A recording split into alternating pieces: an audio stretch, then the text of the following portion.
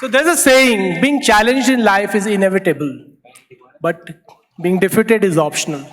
Today we have a celebrity talk. We have an exceptional participant with us who has not let her differently able status come in way of achieving her dreams. She's been a leading shuttler, overcoming her disabilities to represent India in the Deaf Olympiad at Brazil and come back with the gold medal.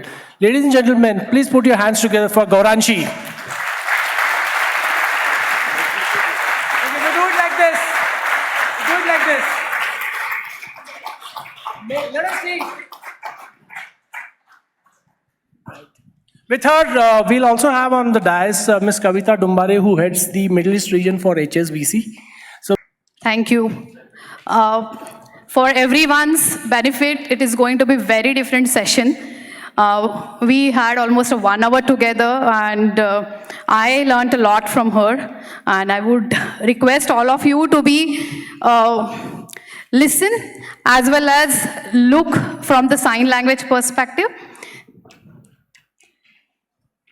Are we good?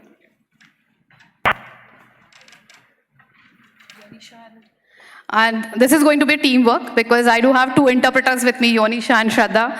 They are going to interpret for you as well as for Gauranshi. Good afternoon all. And this is what I learned yesterday. This is how good, and this is what the afternoon.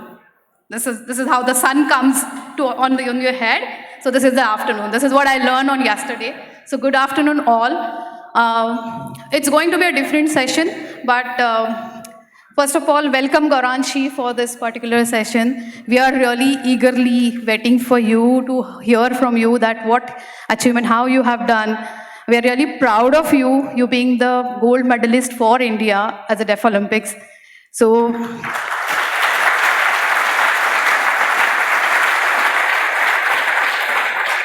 thank you audience. Yeah. So Gauranshi, I've seen a number of videos on you, and I know that you have done a lot from your training perspective, and as well as while you were searching and finding out your sports which you want to go ahead with. So what motivated you to pursue badminton professionally, and how did you get involved with the Deaflympics? Yes, at the age of 5, I did not want to actually become a badminton player. But while I was the place I stay, I was the only one who was deaf. And I wanted to play, but there was nobody to play with me. Children actually, they used to play hide and seek, but nobody got me involved in the game. They always differentiated and pushed me aside. So I was very sad and used to sit at home and cry. But my father didn't agree to those terms. He took me to the stadium, and there were a number of games there, and he asked me to choose. She saw a lot of games, but she wasn't happy with many of them. So she started playing. When she went to the stadium, she was very excited to see the different types of game. She did not want to be out in the sun though, nor did she want to be hit because of boxing.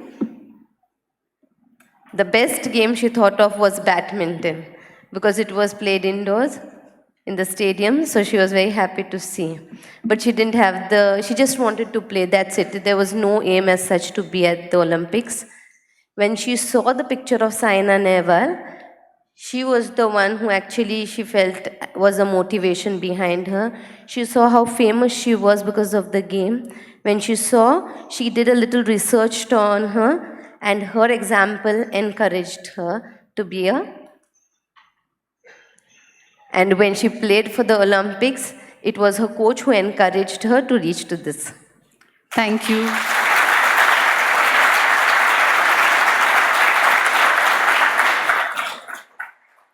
Thank you, Gauranshi. It's very inspiring to hear you. I'm sure you have to do a lot of training to be an athlete. How does your training routine look like? I wake up in the morning at 5. I have to get freshen up and get ready. By 6, the bus leaves from the academy to the place we practice. So we go over there and we start with the warm-up sessions and we keep playing till 9 o'clock. At 9 we have breakfast. Again at 10, 9:30 or 10, we start practicing again, doing some warm-up sessions, some exercises.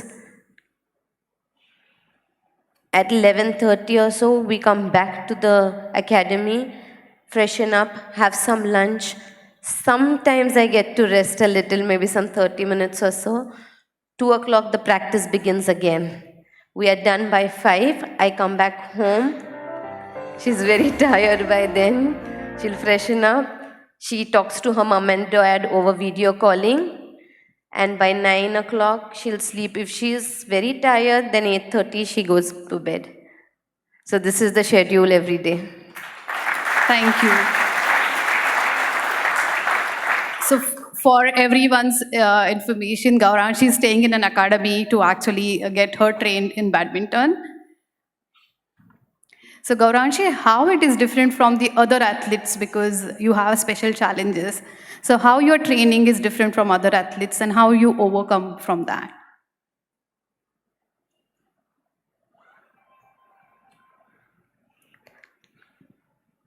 The biggest challenge I faced when I started playing badminton was no one knew sign language. And for me, there were no phones at that time, those small phones, so I couldn't connect to people, I couldn't communicate. So things became really difficult. I had to write every time. And that made sometimes even my game, it affected my game because I didn't know how to communicate it to the coach. It was only through the gestures that they said that I could understand. I tried my level best to learn things by myself. But after she could get an Android phone, she's in a better position now. Very good. So persistency as well as the learning capabilities, I think, thank you, hats off to you for that, Gauranshi. So what inspires you in your athletic journey and how your parents as well as coach really help you and support you on this?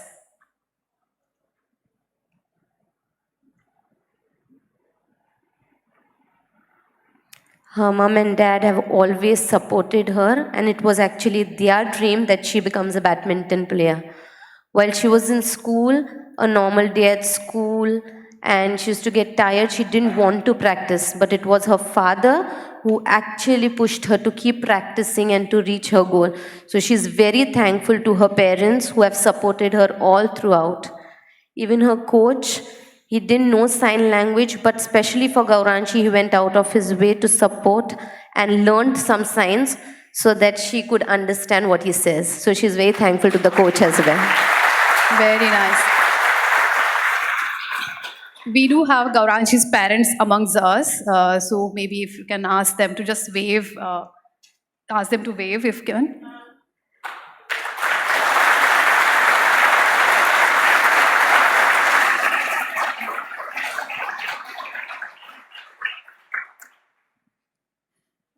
Winning a gold medal at Deaflympics is definitely an incredible achievement.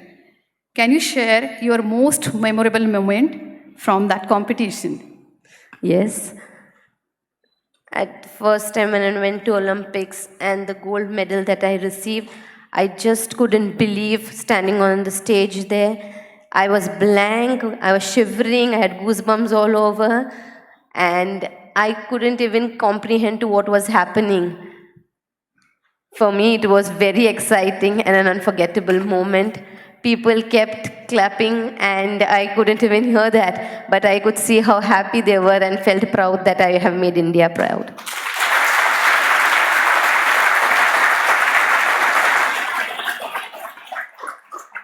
How has been being in sports shaped you as a person?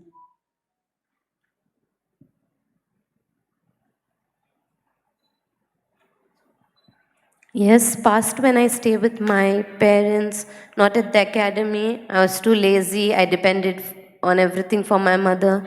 My mother kept telling me to practice, but I didn't. When I came to the academy, everything was my responsibility. My clothes, my bed, my schedule. So I had to be self-disciplined. There was nobody to wake me up. I had to do it. Initially, it was very difficult, but now I've got into a good routine. Thank you. I must say, Gauranshi,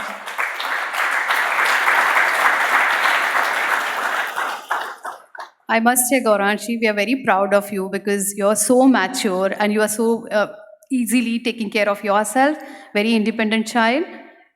Very proud of you.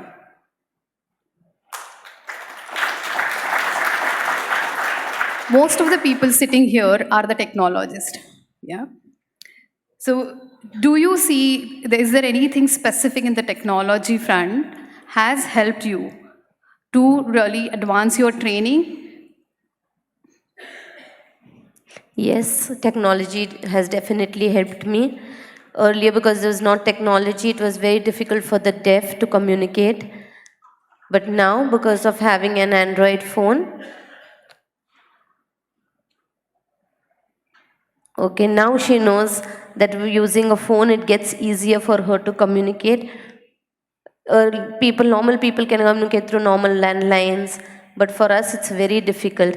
But now, because of an Android phone, she can make video calls, uses WhatsApp very easily, and keeps in touch with her family and friends. So she's very thankful to the technology that has helped her.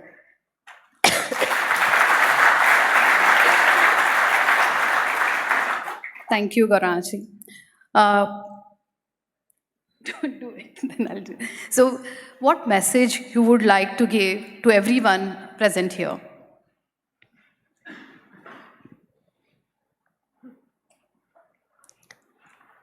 There are many deaf girls like me, I'm not the only one, but there are many girls who are enslaved, they are at home, confined to their home. Even the normal ones, they are at home. Many are not allowed, but I have broken the chains, I have been able to be out of the shackles, and usually a deaf person is not much respected. At least the ones who are handicapped physically are, but the deaf ones aren't. Even if they ask for help, there's nobody to help them. So what she wants to appeal to everybody is to show compassion to the deaf and to learn sign language, and to please at least try to have a little of the sign language learning. Yeah.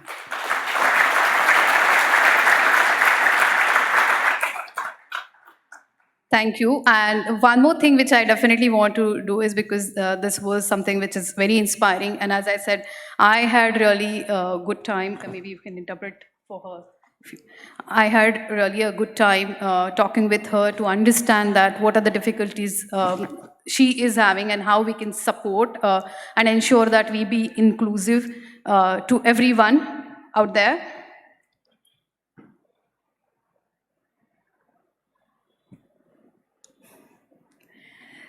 Just one request to all of you.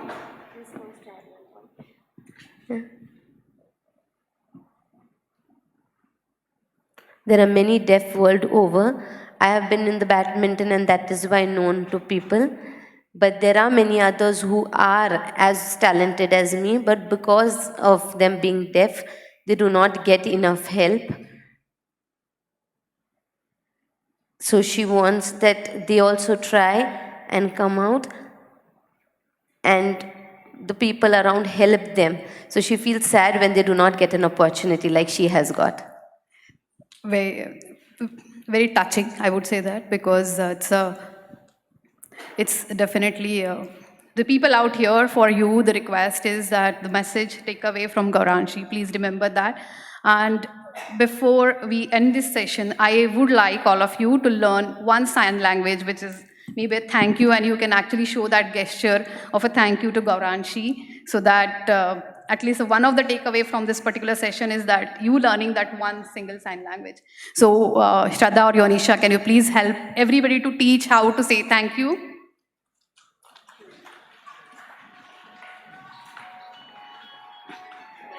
She's saying welcome.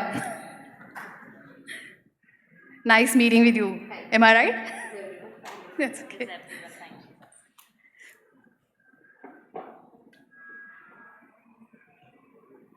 Yonisha interpret for us. Actually, what she wants to say is the gestures, the facial gestures, expressions are more important. So if you just all of you say thank you with a smile is what she like. You're happy to see her or sad because the way you say thank you doesn't show that you're happy. So she wants a smile along with the thank you. So one more time, audience, please. Thank you. With the smile. Thank you, Gauranshi. So this way we are concluding the session, but thank you all being the nice audience and being there for throughout that 20 minutes. So thank you all.